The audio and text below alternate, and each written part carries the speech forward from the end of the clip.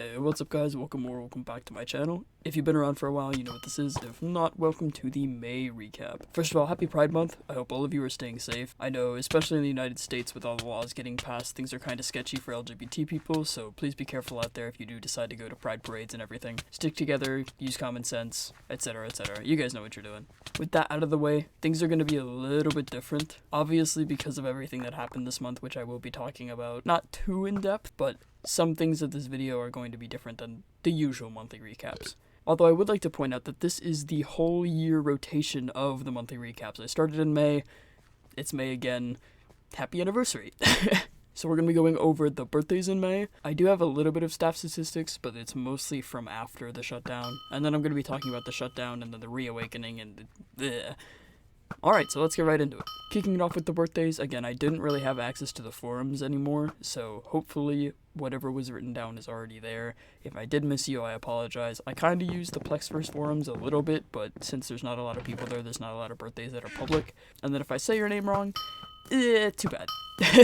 So anyway, happy birthday to Always Taking W's, Faith Elu, Joshua Art, Breezelit, Chad Normal, Kenshin William, Killin' Death, Widest Singer 982, Bibby Seal, I Have 6 FPS, The Arrow Shadow, Zero Sarah, Snowingly, 510 Bike, Rainy Fish 5263, Scepter Psy 3587, Centum, Rego Plays, Able to Strafe, Fuzzy Jr., Idut, Michaela, The Dino Noob 1234, My One Lego Craft, Cheeseburger Fan, Coily, Glossier, Cloudy Gian, Dean TM, Gup is Dumb, B Inc., and Mystic the Cat. Hope you all had good days. And I know May was very rainy for me, so I hope it didn't rain too much on your birthday. Alright, moving on to the staff statistics. This is going to be probably very short and very not normal considering everything.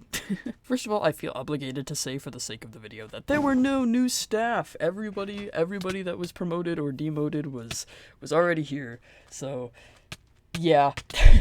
Getting right into it though, Wadi passed his Bedrock trial, so he was a fully grown, cross-platform moderator. We're all very proud of him.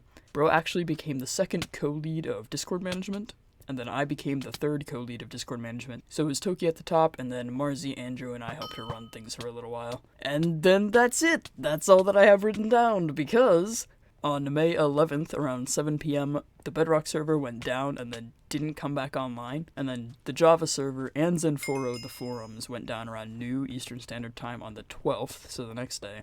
And then the Discord bot went down at around 3:13 on the 12th also, so everything shut down in the matter of like 48 hours, basically. On the 15th, Mineplex was removed from the featured server list on the Bedrock platform, and then on that same day it was confirmed privately to me by somebody who will remain nameless that the server had indeed shut down, that the owners had shut everything down. And then around 1 AM, Dean made that official shutdown announcement that I kind of already made a video on. And then everything else happened. So in the time that everybody thought everything was shut down, a bunch of different stuff happened, so I'm going to go over that very quickly. And then for the sake of funny, and because I promised Dino I would do this, Dino Monty became the first ever mod to skip the trainee trial entirely.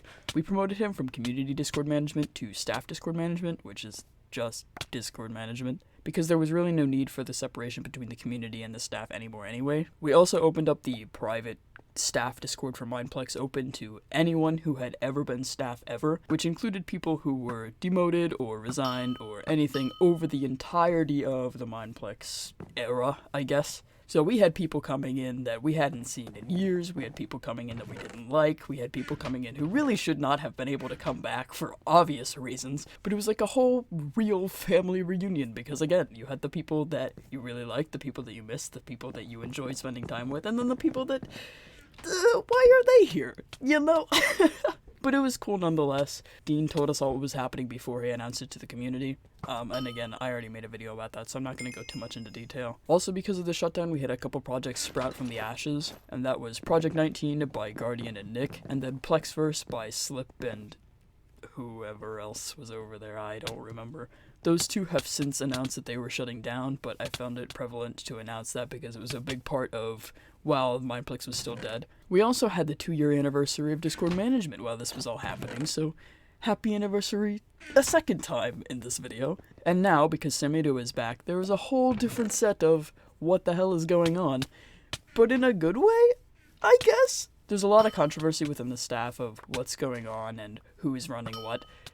and for good reason, but I'm going to keep my opinion out of it and just purely tell you from an unbiased standpoint of what is happening, even though he's doing a pretty good job of telling you guys himself. Basically, what's been happening is SimidOD, an ex-admin from ages ago, has completely reserved all rights to Mineplex and the name and what all that means. So Strut and Defect are no longer the owners. I think from what he said, they still have a little bit of ownership, but for the most part, it's just Samita right now, and he's working on getting 100% ownership of all of it. Since he's come back, he's announced that Bedrock is his highest priority, and the reason for this is because with the Microsoft partnership, he can start making money right away and then put that right back into the server to work on other things. He has said that initially his plan for Java was really low on the priority list, but since he's come back, the Java community, which is most prevalent in the Discord server, let's be honest, has made like a huge outcry about it, and now it has bumped higher on his priority list, so you Java noobs, don't worry, it'll come eventually. You can wait your turn for once.